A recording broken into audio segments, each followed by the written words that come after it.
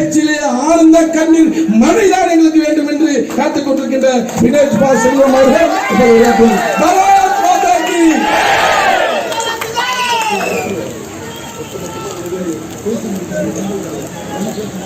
பாரத் மாதா கி. இந்த நிகழ்ச்சிக்கு தலைமை தாங்கியிருக்கக்கூடிய மாவட்டத்தின் ஆற்றல் மிகு தலைவர் திரு கோவிலானூர் அண்ணன் மணிகண்டன் அவர்களே, நிகழ்ச்சிக்கு வரவேற்பு ஆற்றிய திரு கிருஷ்ணமூர்த்தி அவர்களே, தூக்குறை கொடுத்த திரு கலிவர்தன் அவர்களே, திரு ஜீவா வினோத்குமார் அவர்களே, திரு சுரேஷ் பெருசப்பிள்ளை அவர்களே, திரு ஜெனித் மேகநாத் அவர்களே, எனக்கு முன்னால் பேசி அமர்ந்துள்ள அண்ணன் திரு கல்யாணராமன் அவர்களே, கடலூர் மேற்கு மாவட்ட தலைவர் அண்ணன் திரு மாமல்லன் அவர்களே, கடலூர் மாவட்டத்தில் ஒரு மிகப்பெரிய வெற்றியை கொடுத்து நமக்கெல்லாம் பெருமை தேடி தந்த மாநகராட்சி கவுன்சிலர் திரு அண்ணன் சக்திவேல் அவர்களே, இதெல்லாம் விட முக்கியமாக எனக்கு ரொம்ப சங்கடமா இருக்கு. நாங்கெல்லாம் இன்னைக்கு மேல எங்களுக்கு தலைக்கு மேல கூரை இருக்கு. ஆனா எவ்வளவு மழை பெஞ்சாலும் பரவாயில்ல, விருதாச்சலத்துல தாமரை ஆட்சி மலர்ந்தே தீர வேண்டும் என்ற ஒரே நோக்கத்தோடு திமுக போன்ற கட்சிகள் எல்லாம் கூட்டம் போடுவாங்க, அதுக்கு ஆள் சேருவாங்க. ஆனா ஒரு சுட்டு மழை பெய்ஞ்ச உடனே என்னால செதறி ஓடி வீட்டுக்கு போய் சேர்ந்திருப்பாங்க. ஏன்னா அது காசுக்காக கூடிய கூட்டம், கொள்கைக்காக கூடிய கூட்டம். ஒன்றே ஒன்றுதான், எந்த மழை பெய்ஞ்சாலும் சரி ஆரவாரத்தோடு அதை ரசிச்சு கேட்கக்கூடிய வீர மறவர்களாக இருக்கக்கூடிய உங்கள் அனைவருக்கும் பாதம் தொட்டு என் வணக்கத்தை தெரிவித்துக் கொண்டு, அண்ணன் திரு மணிகண்டன் பேசும்போது சொன்னாங்க, வர்ண பகவான் மழை பெய்து இன்னைக்கு நம்மளோட இந்த அழகான கூட்டமானது சிதறடிக்கப்பட்டது என்று கூறினார்கள். ஆனா கொஞ்சம் வித்தியாசமா பார்க்கிறேன். நம்ம கட்சியோட சின்ன என்னது? தாமரை எதுல மலரும்? தண்ணி வேணா என்ன வரணும்? ஆக இந்த விருதீஸ்வரர் சிவபெருமானே இன்னைக்கு விருதாச்சலத்துல மழை பெய்யுது.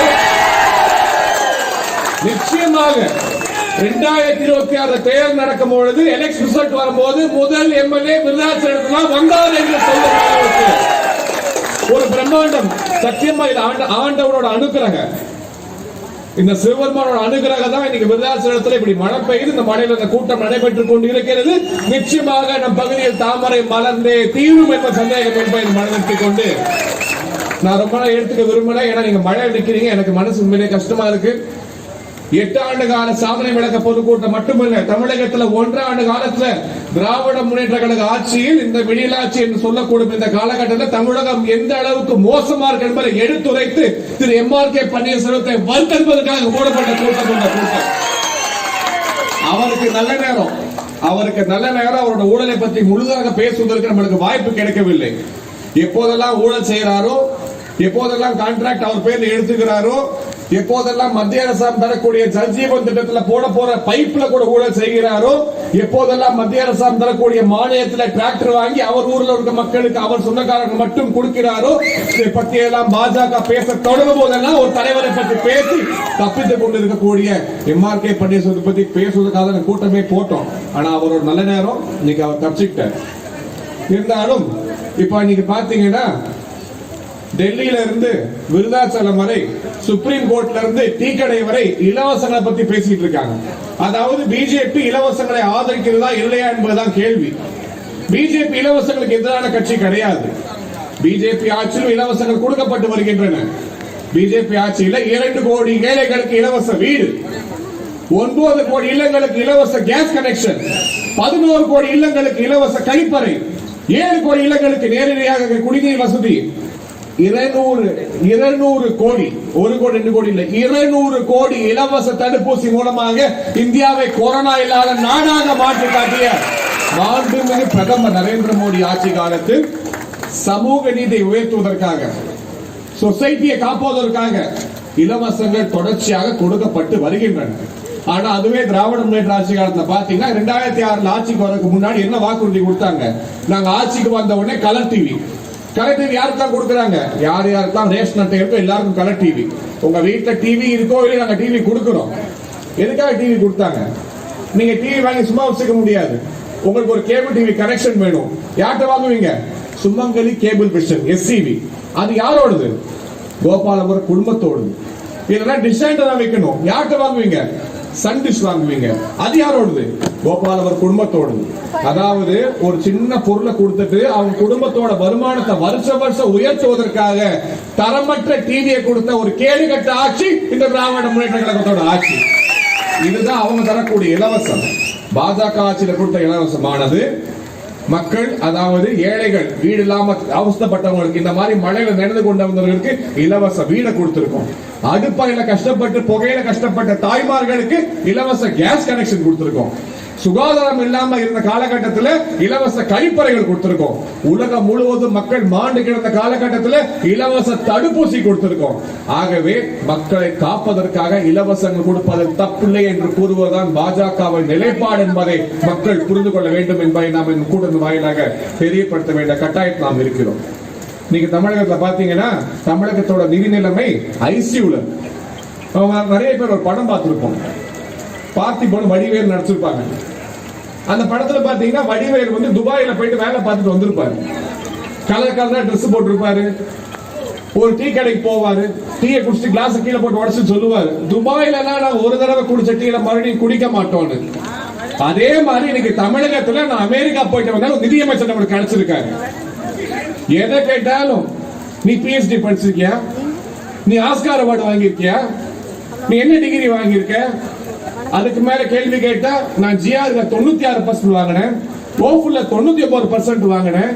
இதெல்லாம் வாங்கி நீ கடைசியில ஹிஸ்டரி படிச்ச முக ஸ்டாலின் விஷுவல் கம்யூனிகேஷன் படிச்ச உதவி கை கட்டி வேலை பார்க்கக்கூடிய ஒரு சாதாரண நபர் தானே தவிர நீ ஒண்ணு மக்களோட சேவகன் கிடையாது. நீங்க எல்லாம் படிச்ச என்ன வேர்ல்டு பேங்க் IMF வேலைக்கு போயிட்ட முக ஸ்டாலின் உதயநிதி ஸ்டாலின் வீட்டு வேலை செய்யக்கூடிய நிலைமை இருக்கக்கூடிய இந்த நபர் இன்று தமிழகத்தோட நிதி நிலைமையை பற்றி பேசிக் கொண்டிருக்கிறார்கள்.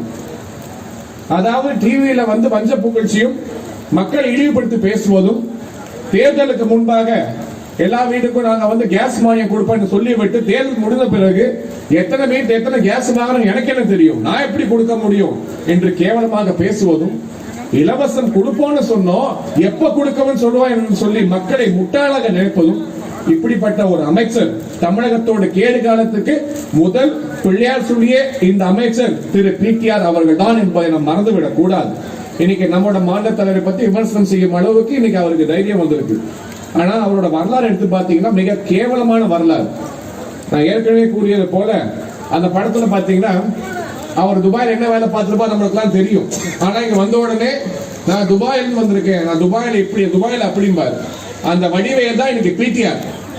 ஆனா அவரோட உண்மை என்னன்னு பார்த்திபன் வெளியே வெட்ட வச்சு போட்டு காட்டிடுவார். அந்த பார்த்திபன் தான் நம் தலைவர் திரு அண்ணாமலை அவர்கள்.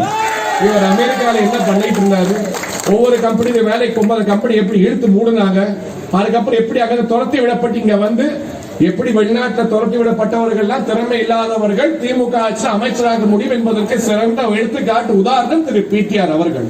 குடும்ப ஆட்சியின் ஆதிக்கம், குடும்ப ஆட்சியின் உச்சகட்டம், அதற்காக சிறந்த எடுத்துக்காட்டாக திரு PTR அவர்கள் இருந்து கொண்டு வருகிறார்கள். ஆகவே இன்னைக்கு அவரோட ஆட்சி காலத்துல தமிழகத்தோட நிதி நிலைமை ரொம்ப மோசமா இருக்கு. கடன் வாங்கி இலவசம் தரக்கூடிய நிலைமையில் இருந்து கொண்டு இருக்கிறார்கள். தமிழகத்தோட கடன் சுமை இன்னைக்கு 6 லட்சம் கோடியாக உயர்ந்துள்ளது. அதுக்கு திராவிட முன்னேற்ற கழகம் தான் காரணம் என்பதை நாம் மறந்துவிடக்கூடாது நண்பர்களே. இதெல்லாம் மனதில் வைத்துக் கொண்டு நிதியமைச்சருக்கு நான் ஒரு சவால் இந்த விருதாச்சலம் கூட்டம் மூலமாக ஒரு சவாலாக வைக்கிறேன். உங்களால தமிழ்நாட்டோட மொத்த கடன் சுமை அடைக்க முடிந்தாலும் பரவாயில்ல, நீங்க இந்த லாஸ்ட் 1.5 வருஷத்துல வாங்க 2 லட்சம் கடனை கூட அடைக்க வேணாம். இன்னும் இருக்க போகின்ற 3 ஆண்டுகள்ல இதுக்கு மேல கடன் வாங்காம ஆட்சி நடத்த உங்களால் முடியுமா? அதுக்கு திராணி இருக்கா என்பதை நான் கேள்வியாக நிதியமைச்சருக்கு இந்த கூட்டத்தின் மூலமாக வைக்க விரும்புகிறேன். அதே போல இன்னொரு அமைச்சர் இருக்கிறார், அமலாக்கத்துறை அமைச்சர்னு பேரு. ஆனா இதுவரைக்கும் மதுவிலக்கை கொண்டுவதற்கு எந்த முயற்சியும் எடுக்காத ஒரு வெறும் கமிஷன் அமைச்சராக கரூர்ல மாநில தலைவர் சொந்த ஊர் இருந்து கொண்டு வருகிறார்கள். இன்னைக்கு தமிழகத்து நிலைமையை பாத்தீங்கன்னா தர்மபுரியில ஒரு டீ கடைக்கு வெளியே ஒரு தாய்மார், ஒரு பெண்மணி கிளாஸ்ல வந்து சாராயத்தை ஊத்தி விற்கிறாங்க. இந்த அமைச்சரோட சொந்த ஊரான கரூர்ல 8 பள்ளி மாணவர்கள், மாணவிகள் இன்னைக்கு வந்து மது போதையில ரோட்ல கீழே விழுந்து கிடக்குறாங்க. போலீஸ்காரங்க பாக்குறாங்க, என்ன பண்றாங்க, உடனடியாக கூட்டு பெற்றோரை கண்டிக்கிறாங்க. அதாவது அந்த பெண்களுக்கு மதுவை வாங்கி கொடுத்தவன் தட்டி கேட்கல, மதுவை வித்தவன் தட்டி கேட்கல, அந்த கடையை இழுத்து மூடல, ஆனா பெற்றோரை கண்டிக்கிறார்கள். இதுதான் இன்னைக்கு தமிழகத்தோட நிலைமை. எங்க பார்த்தாலும் மது, போதை, இது மட்டும் தமிழ்நாட்டில் இருந்து கொண்டிருக்கிறது. கேட்டா முதலமைச்சர் வந்து வீரவசனம் பேசுறார், நான் சர்வாதிகாரியாக மாறி போதையை ஒழிப்பேன், மதுவை ஒழிப்பேன் என்று. முடிஞ்சா தமிழ்நாட்டில் ஒரு சாராய ஆலை நீங்க மூடி காட்டுங்க, உங்களுக்கு திராணி இருக்கு, நாங்க ஒத்துக்கிறோம். தேர்தலுக்கு நீங்க கொடுத்த வாக்குறுதி தான் தமிழ்நாட்டில் மதுவிலக்கை கொண்டு வருவேன்னு சொன்னீங்க. உங்களால முடிஞ்சா திமுக, அதாவது திமுக இருக்கவர்கள் உங்கள் பேச்சுக்கு மரியாதை கொடுப்பார்கள் என்று ஒரு நம்பிக்கை இருந்தால் டிஎம்கே மினிஸ்டர்ஸோ எம்எல்ஏவோ நடத்தக்கூடிய ஒரே ஒரு மதுவாலையா நீங்க மூடி காட்டுங்க என்பதை சவாலாக நான் முதலமைச்சருக்கு இந்த விருதாச்சலம் கூட்டம் மூலமாக வைக்கிறேன். முடிஞ்சா மூடி காட்டட்டும். அதுக்கப்புறம் அவர் சர்வாதிகாரியாக மாறுறாரா இல்லையா என்பதை நாம் வேடிக்கை பார்ப்போம். இதுதான் தமிழ்நாட்டோட நிலைமை. முதலமைச்சர் சொல்றாரு, ஒரு தொழிலதிபர் வந்து சிறந்த விடலாம் பார்த்தால் எல்லாரும் வளர்ச்சி அடைய வேண்டும் என்று.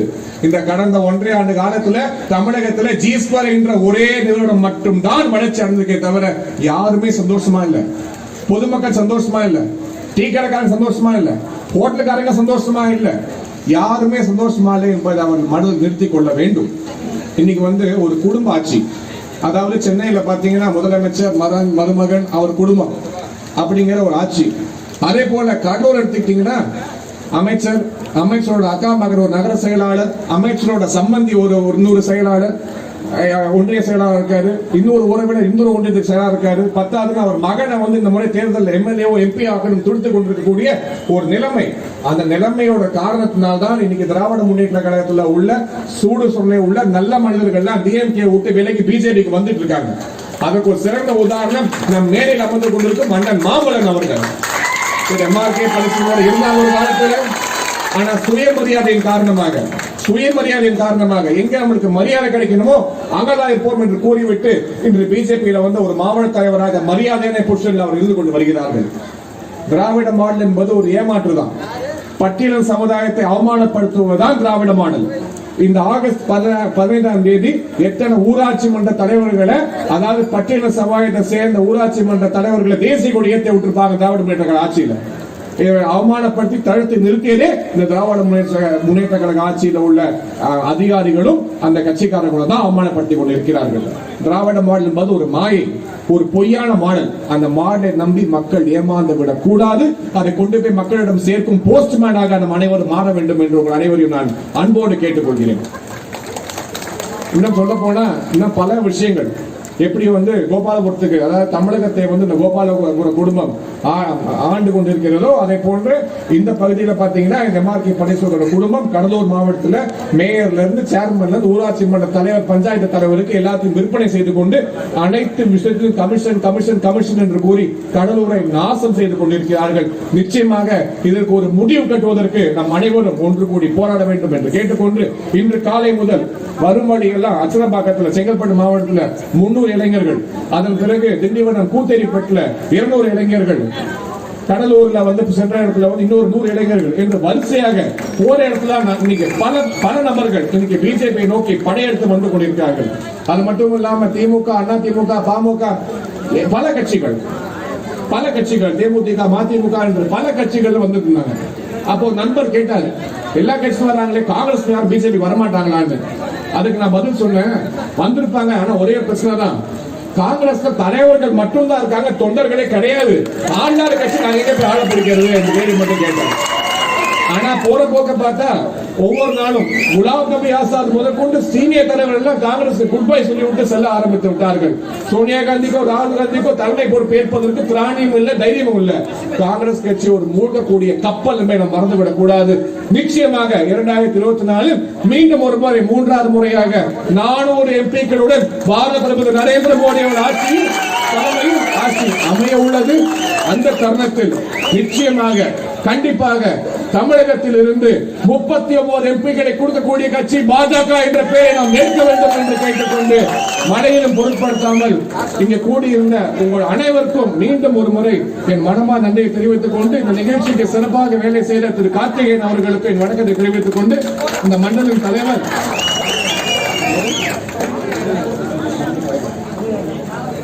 திரு மணியழகன் அவர்களுக்கு நன்றிகளை தெரிவித்துக் கொண்டு நிறைய பேர் இருக்கு, எல்லா பேரும் படிக்கணும்னு எனக்கு ஆசை. இருந்தாலும் உங்கள் நலன் கருதி, ஏன்னா மேடையில் உள்ளவங்க எல்லாம் இதை வந்து பொறுத்துப்பாங்க. உங்கள் நலன் கருதி இந்த பொதுக்கூட்டத்தின் ஒருங்கிணைப்பாளர்கள் திரு பாபு, திரு சரவணன், திரு துரைசாமி கல்கிராஜ் ஆகியோர்களுக்கும் என் நன்றியை தெரிவித்துக் கொண்டு மீண்டும் ஒரு முறை இந்த கூடி இந்த மழையும் பொருட்படுத்தாமல் இங்க கூடியிருந்த தாமரை சுதம்பர் ஒவ்வொருவருக்கு பாதத்தையும் தொட்டு நான் நன்றி கூறி விடைபெறுகிறேன். நன்றி, வணக்கம், ஜெய்ஹிந்த்.